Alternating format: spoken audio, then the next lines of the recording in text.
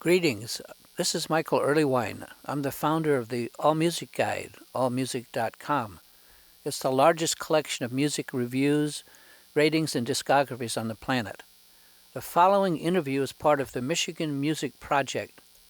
Videos on noteworthy musicians, artists, venues, and music experts in the Michigan area, and source material for a documentary that we're putting together on the Michigan music scene. Here the focus is on the Earthwork Music Collective, a remarkable group of young Michigan musicians who work together to support the community and one another.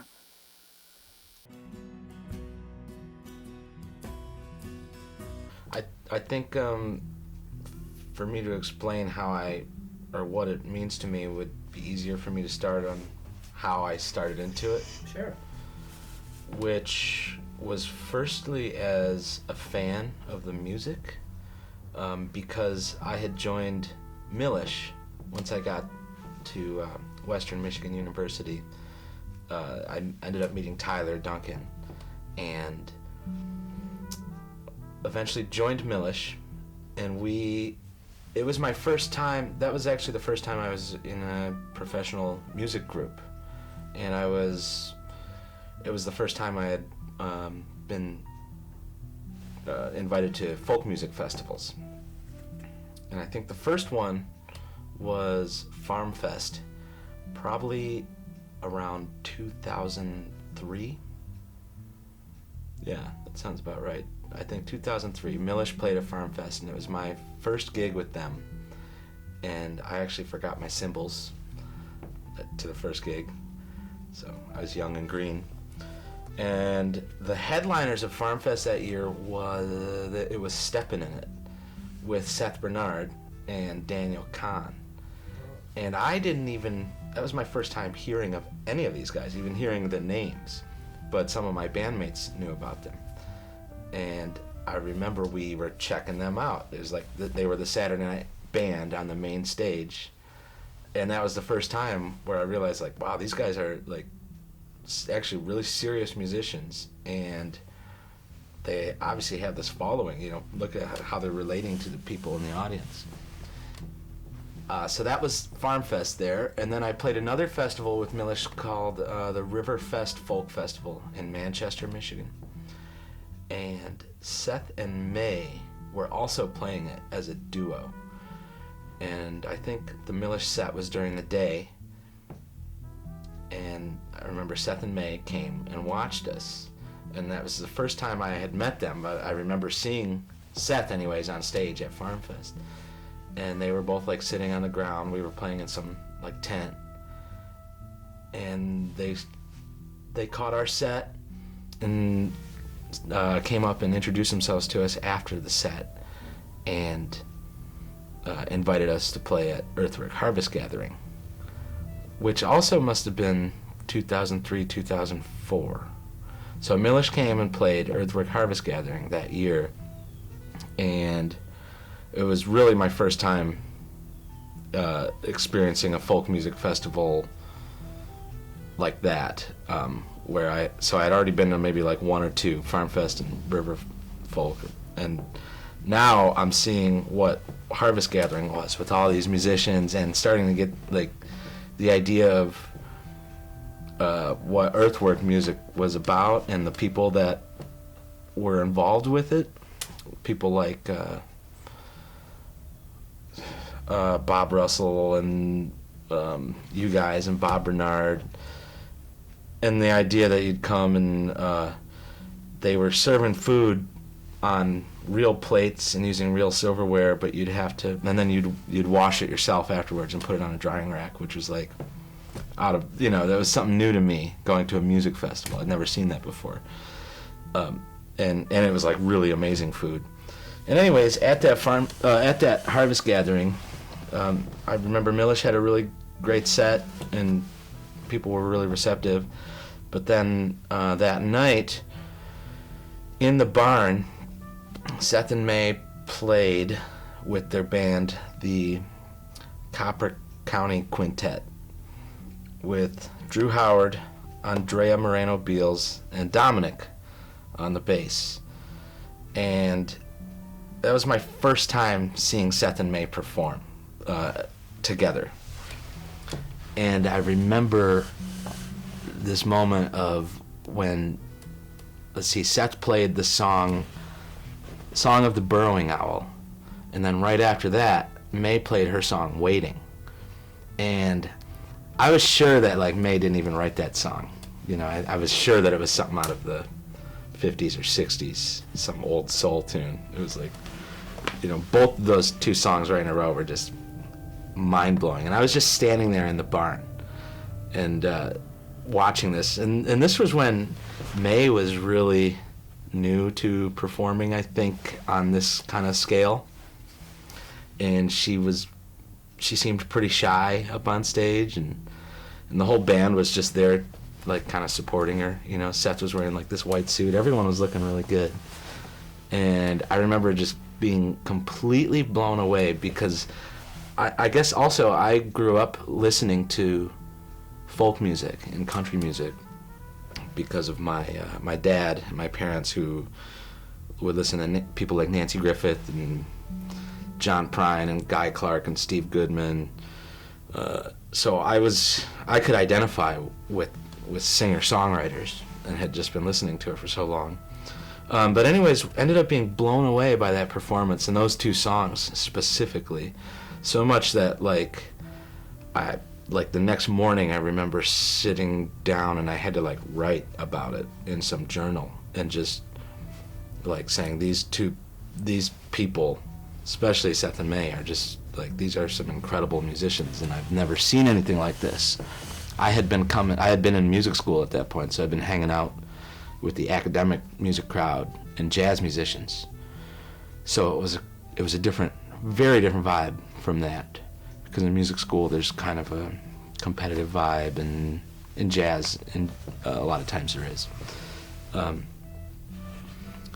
actually I remember thinking like, wow, this is amazing, this performance that I'm seeing, and I can't believe I'm so lucky to see this, and I'll never be able to see this again. This is incredible right here. And then it turns out a couple years ago that those two songs showed up on YouTube from that performance, so I can actually watch it again, which is cool.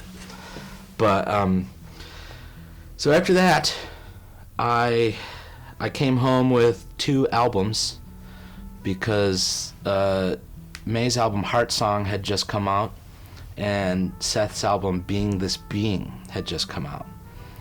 And in the works, I think, already must have been the first Seth and May duo album, the recorded live up in the Calumet Theater with the Copper Country Quintet. And also what struck me as very cool was how welcoming Seth especially was at that festival, because remember we got there and here's this, like, I don't know how old Seth must have been at that point, 25, 26, 27. So here's this guy who's like running a music festival for one thing, but also taking the time to be really welcoming to me, and just like, oh, here, take these. And it's these 2 new albums of theirs, you know, which I hadn't heard the music yet until that night on stage, you know. And then so I took those 2 albums home and was blown away by those. And so basically I was a fan first, and I was living in Kalamazoo at the time, and there were 2 venues that were hosting folk music. One was Bell's, still is doing it, Bell's Brewery. The other was Craft Brow at the time. And I would go to see them when they came through town before I even really knew them. I mean, I knew, at least was acquaintances with Seth and May. So I would go to their concerts and just talk to them a bunch, and eventually Seth called me one day and asked me to play a duo gig with him, which ended up being at Craft Brow in Kalamazoo. And this was 2006, and this is my first time performing and playing with Seth. I came to Big Rapids and rehearsed with him, I think in the basement of this building. And Luke Winslow King was here. It's the first time I met him, first time I met you and the Erlewine family, and we jammed, and I got to kind of hang with May a little bit, but you know, she was kind of shy still at the time. So we still, you know, this was before May and I had gotten like close. So anyways, Seth and I played this show at Craft Brow, and it was a bunch of songs that would end up being on his album This Here and Is This You. And it was very early in the process, and we really hit it off musically. I think we just had the little kind of a minimal rehearsal in the basement.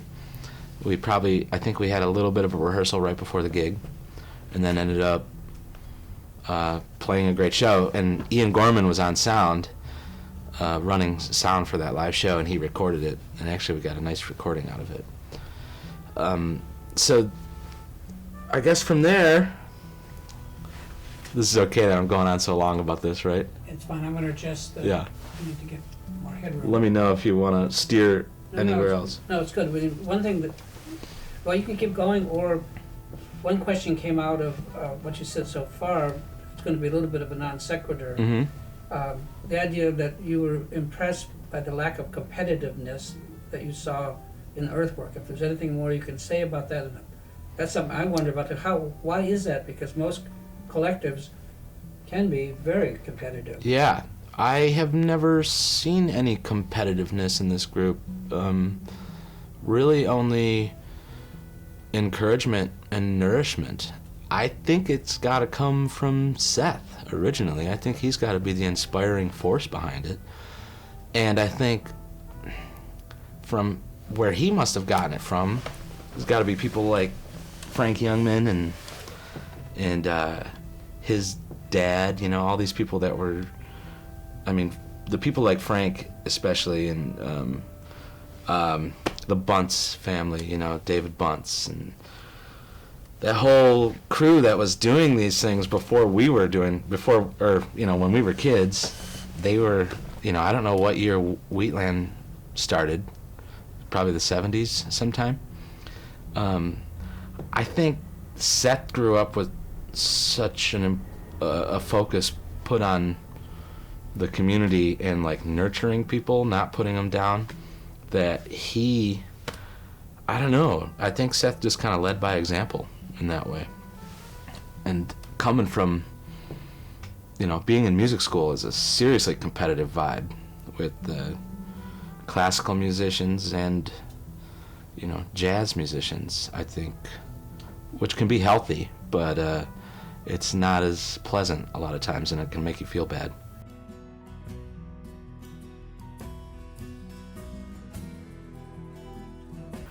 I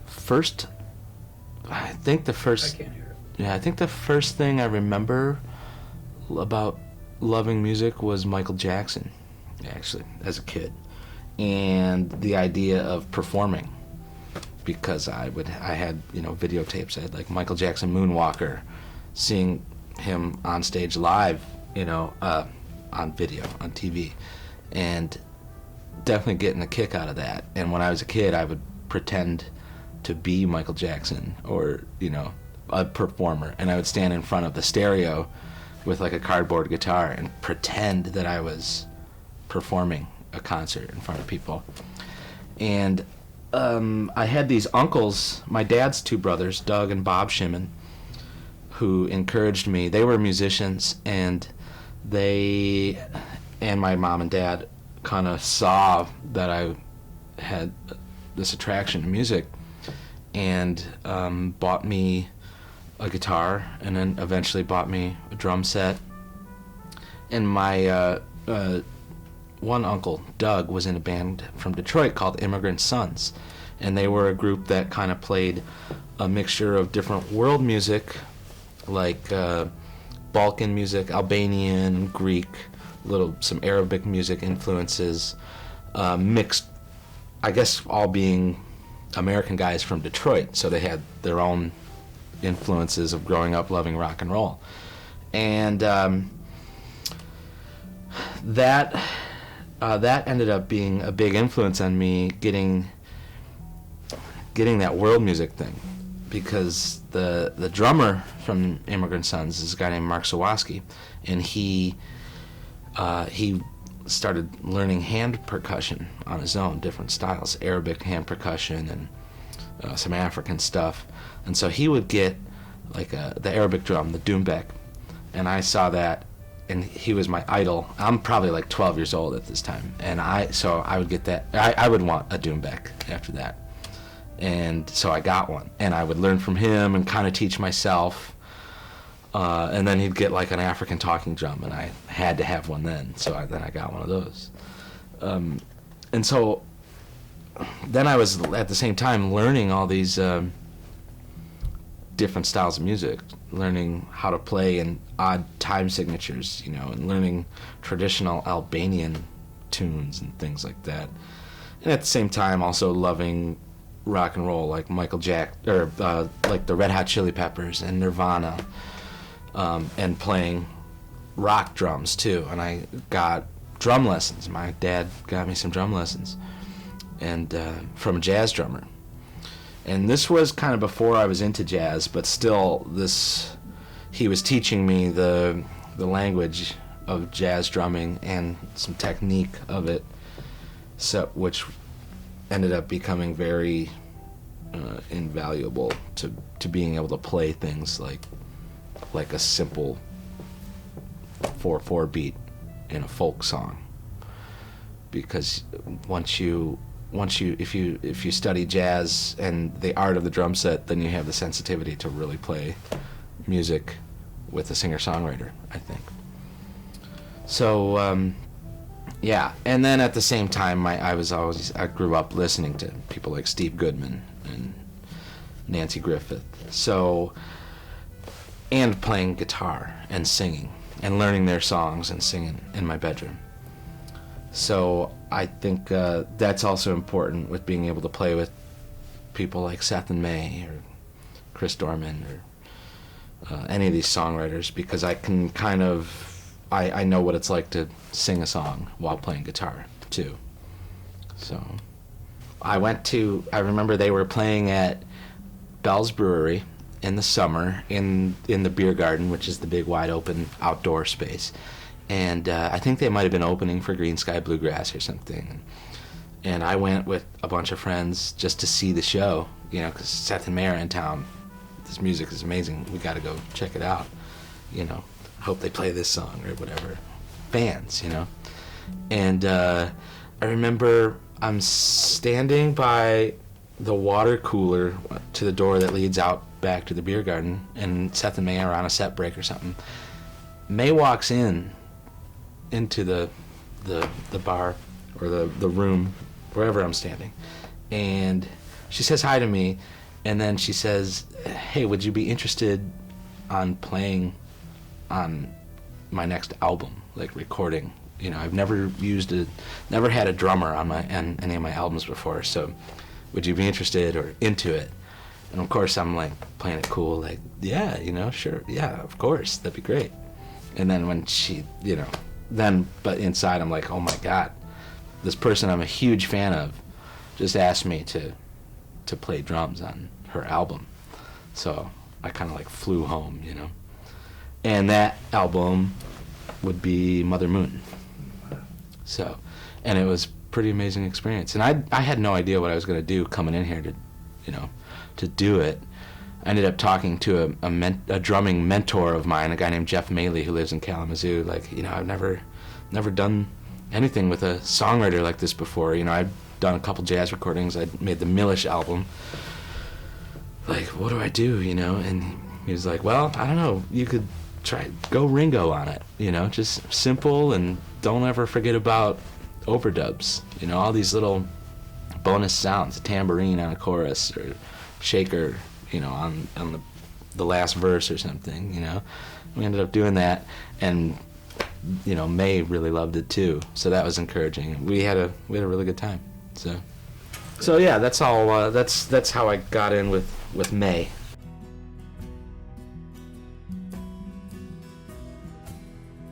Being a professional musician is difficult, and it is the path that I've chosen, and I realize I chose that path actually by the time I was a teenager, and by the time I decided to go to music school, you know, in an institution of higher learning, to pay all this money to study music, I was like, well, okay, I'm gonna do this. But I realized at a pretty young age that was gonna be my life path. And honestly, I have, I don't have a backup plan. I am doing this because I need to do it. I just need to do it. And obviously, I am trying to figure out how to survive in this society, making enough money to do it. And it's difficult. It's especially difficult when the car breaks down, and now all of a sudden you have you could have a $2,000 bill or something, or need a new car when the car is dead.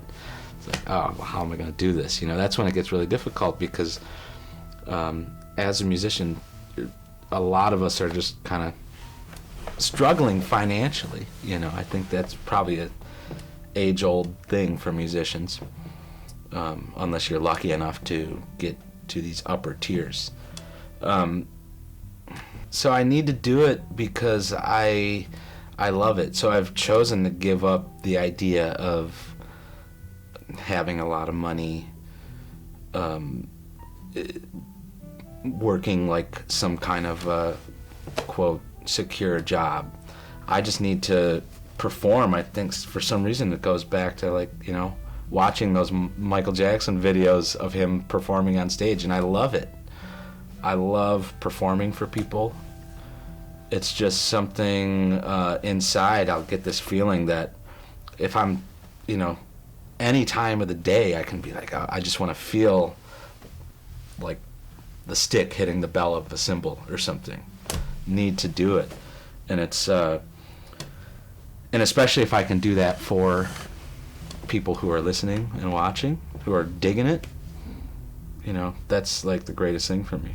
I love playing music even more than I love listening to music, honestly, I'd say. A lot of times, for instance, like a free, I don't know if I have a hard time going and listening to a lot of free jazz, for instance, but I love playing it. It's kind of a weird thing. Maybe it's a little selfish or something, but yeah,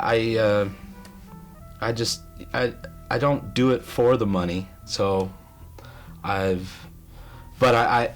constantly also conscious of trying to climb that ladder of trying to make a good living while playing music. And honestly, personally for me, it's better. Every year is better than the last one. And now I'm going to Europe. I've been to Europe 6 times this year to perform and get paid for it. So to me, those kind of things are like, okay, so maybe I'm trading a really nice car for, going and playing in London and then Amsterdam or something, and seeing the world.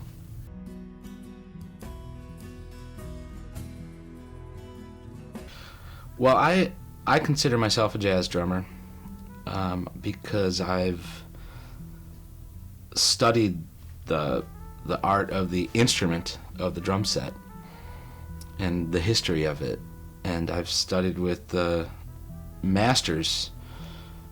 Billy Hart is one teacher of mine because I was lucky enough to have him as a teacher at Western Michigan University. And another guy is Jamie Haddad, who's a percussionist and a jazz drummer. And I've done a lot of studying of the language. So in different styles of music, there's different languages, I think. That, well, you know how if you don't know French, for instance, and you hear someone speaking French, every word or syllable can kind of sound the same. And you often hear a lot of people, someone who doesn't listen to jazz or know anything about jazz will say, well, it all sounds the same. But if you get familiar with it and you listen to it and start learning the words and how to construct sentences and have a conversation with someone, then you can actually hear it for what it is. So I've learned well, I'm still learning, but the jazz vocabulary of drums, you know. And specifically what I'm talking about are specific fills that you would play, musical things that you would do, that you do in jazz that you wouldn't do with a singer-songwriter or with in a rock and roll band. Those all have their same their vocabularies too. You know, there's a bunch of I guess specific examples. Like in jazz, you know, there's like a fill. There's fills that like Max Roach would do, that would sound really ridiculous if Dave Grohl tried to do that in Nirvana, and it goes same thing with any instrument too. You know, there's things that you would play that a good musician would play if they're playing a certain style, say rock music or something, that would be totally overkill with an acoustic musician. So, yeah, I've definitely spent a lot of time studying what I think is like the art of the drum set, and the drum set as an instrument comes out of jazz music and comes from remnants of Afro-Cuban influences, you know, through New Orleans and things.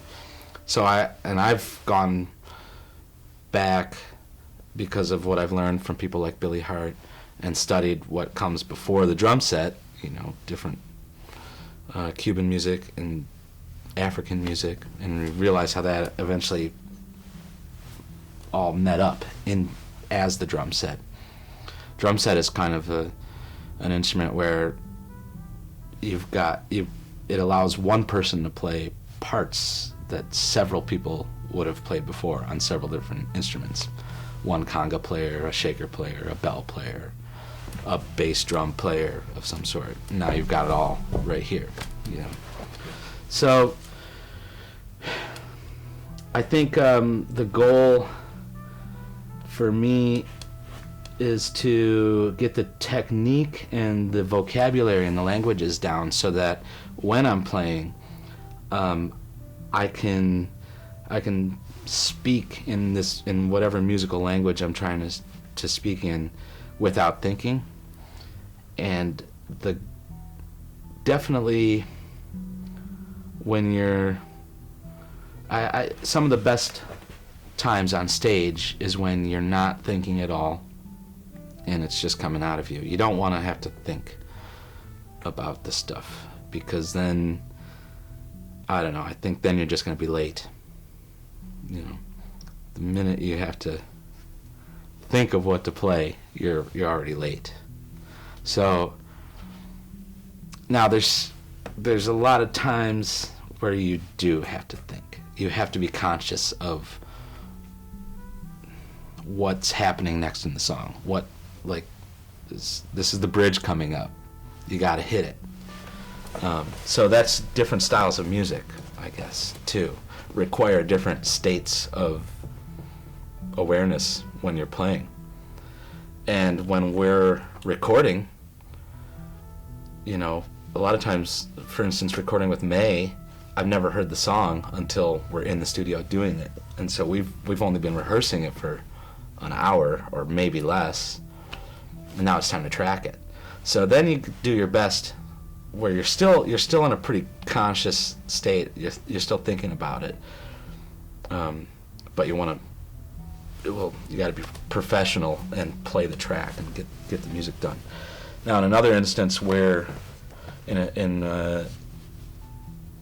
a jazz kind of setting, you want to be able to, well, I guess it always needs to feel good. It always needs to feel good. It's nice when you can play something, when you're improvising, and that's when you can allow yourself to really slip into a deeper state of not thinking at all and just playing and reacting to the environment around you. So I just saw a concert of Qawwali music, which is Pakistani, Indian. It's like there's singers, harmonium, and tabla players. And I was watching the tabla player, it's a drummer, he was kind of a younger guy, and there was some familiar things that I could see in his face where he's playing, once that concert starts, he's just kind of playing for the concert maybe like an hour and a half or 2 hours. He's just playing straight through. And I don't know, it looked familiar to me, the look on his face where you can see the drummer starting to slip down into a really deeper state of not thinking, but at the same time, especially as a drummer, you're kind of responsible for driving the car, so sometimes you can't completely lose yourself. Out of responsibility to the other musicians, you're the one you're keeping them in line. As a drummer, I'm also usually, most of the time, a supportive instrument, playing a supportive role on the bandstand. So it's my responsibility to set up for the rest of the musicians when that bridge is coming. I can do it with a fill or just something that I play. So it can be when May's up there singing, it's because she's the head of the group, or figuratively, the point. If she's singing, leading a song, people are focusing on her, and we are kind of we're all supporting her. So if I can make it easier for her to just feel good and sing the song and get her message out, then that I consider that I'm doing my job then. Yeah, I grew up had a really good family structure, when I was born, and throughout a lot of my childhood, all 4 of my grandparents were alive, and I had 5 great-grandparents alive at the time. So, and both sides, my mom's side and my dad's side of the family, really tight, and emphasis on family. Michigan is the place that I grew up. It is my home, and since I was a little kid, have been going what us Metro Detroiters call up north. I grew up going to the Manistee River a couple times a year, and fishing, fly fishing, and camping, and spending time on Higgins Lake. And since I have become a professional musician, and especially playing with Seth and May and all these other musicians around here, Traverse City and Grand Rapids and Holland, and not in the UP too, which I never spent a whole lot of time in the UP when I was a kid, but now I'm up in the UP a couple times a year. So it's just, I think that Michigan is one of the most beautiful places, and I have seen a lot of places around the world. I think that when you're driving through Michigan and you see these forests and all the lakes and the rivers, Manistee River, I think the beauty of it, is just as beautiful as the Rocky Mountains or the Mediterranean Sea. It's just different, I don't think you need a white sand beach to find to think that that could be the most beautiful spot you've ever seen, because I think if you go to the Manistee River, then you're in it. You're right there. So, for me, having gone to college in Kalamazoo, I think is kind of interesting. I don't know if it's because of the location. I don't know, or if it's because there's a university there or the culture of the town. But Kalamazoo seems to attract a lot of great music a lot of times. And what I found in this folk music scene is that between these cities of especially Ann Arbor, and I'm talking about the folk music scene that I play with, the people, a lot of the earthwork musicians, unfortunately we don't get to Detroit a whole lot. I feel like I would like to see a little more folk music in Detroit, and I don't know why we haven't much played out there. It's a different scene in Detroit. But you have Ann Arbor, Ann Arbor, Kalamazoo, Grand Rapids, of course, Lansing, because in Lansing you have the whole Steppin' in It crew and people like Drew Howard, who are these institutions of music themselves. And then Traverse City, I would say. So you've got this, is that the right angle? Yeah, you've got like kind of this between, I don't know, it's like these main trading routes of music, and I don't know if that's because it's populated areas or something, but I know that's where we play often, and we there are certain venues that are special places. The Wealthy Theater in Grand Rapids, we've had some really amazing shows there. Especially, in my experience, I guess I've pretty much only played there with Seth and May and their bands. And I don't know why, but we've had some incredible shows there where everyone is just buzzing completely afterwards. The Ark, obviously, is another place that I've had, when you have those shows where you're talking about it and just like happy for like 3 days after the concert, and people who were there the same way just got that buzz after the concert, then it was a special thing. But yeah, it seems like people are attracted to some of these places more than others. Kalamazoo just has this whole scene of people that whenever we play there, we get great crowds, and same with Traverse and Grand Rapids. So there's this whole community that I never would have really probably ever been introduced to if it wasn't for starting to play with Seth and May and all my other friends in the scene. Yeah, in the scene now, there's the level of songwriting is pretty amazing, and I wonder if this is common. I've asked friends who live in other areas of the country, like, do you guys have so many people who are writing songs in your state?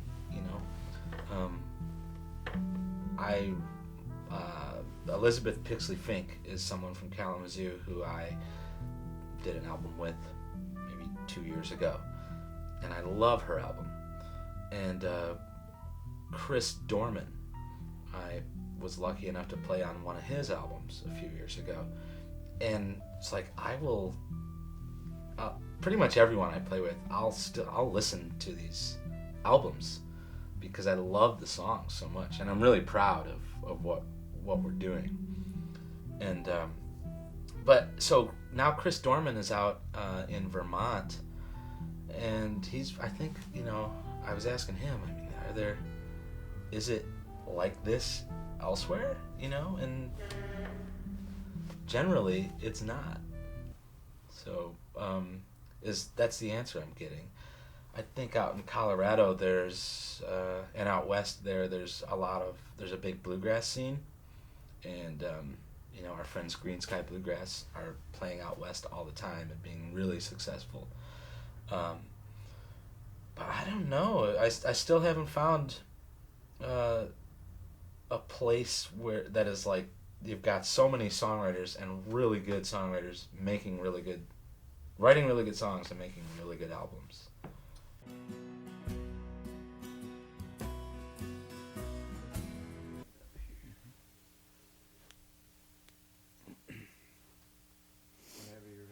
Okay, good to go.